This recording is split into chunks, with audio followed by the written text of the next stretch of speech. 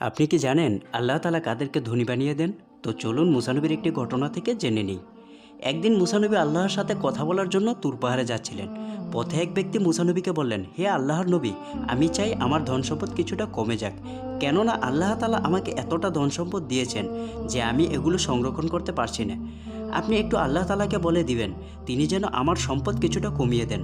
অতঃপর মুসা নবী কিছু দূর যাওয়ার পর অন্য এক ব্যক্তি মুসা নবীকে বললেন, হে আল্লাহর নবী, আপনি একটু আল্লাহর কাছে আমার জন্য সুপারিশ করবেন তিনি যেন আমাকে কিছু সম্পদ দান করেন, কেননা আমার কোনো সম্পদ নেই। অতঃপর মুসা নবী তুর পাহাড়ে গিয়ে আল্লাহর সাথে এই দুই ব্যাপারে কথা বললেন।